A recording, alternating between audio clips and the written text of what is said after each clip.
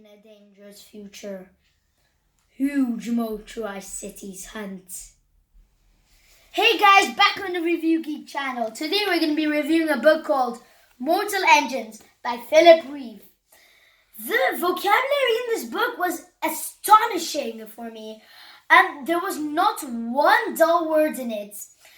And it was quite entertaining, such as the fact that it has multiple books, and also the fact that it has very good vocabulary to describe the setting of the actual scene they are in, and it didn't yo-yo around the place like from one setting to another.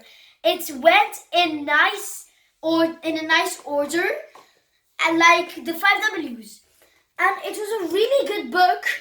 But the one thing I didn't like in it was there were too many points that were missing, and like there was one point there, and then it would explain that point 2 chapters afterwards, and then from that other points 2 chapter afterwards, that chapter would go at the end. And there were also too many problems in it, such as him falling off London, the stalkers, and lots of things in it that were too many problems.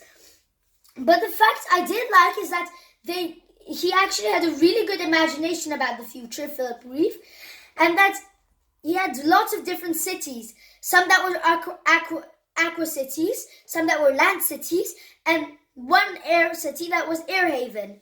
And it is about this boy called Tom and Hester who fell down from London, well, after Valentine pushed him, the bad guy, and London and Valentine want to unleash Medusa, an ancient weapon that Valentine has taken from Hester's mother and cut Hester's face. But Hester didn't die, at least, and they're preparing to destroy Shangoon, which is the anti-traction city. And I'll be reading the blurb for you. In a dangerous future, huge motorized cities hunt, attack, and fight each other for survival. As London pursues a small town, young apprentice Tom is flung out into the wastelands, where a terrifying cyborg begins to hunt him down. And the wastelands are the hunting grounds where they hunt. The small city is Saltuk, which was because prey is lessening and lessening. They also go for scavenger towns now, which are like the really small towns, so that they can get more people to be slaves for them, so they can carry on with their work. It's also about a historian named Tom, who is a main character with Hester, and they go on this really nice adventure. It is a good font, yeah, and it has multiple books in the series. The series is called Mortal Engines Quarant.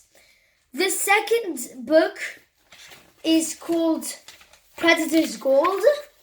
And there's also a book about Anna Fang's past called Night Flies.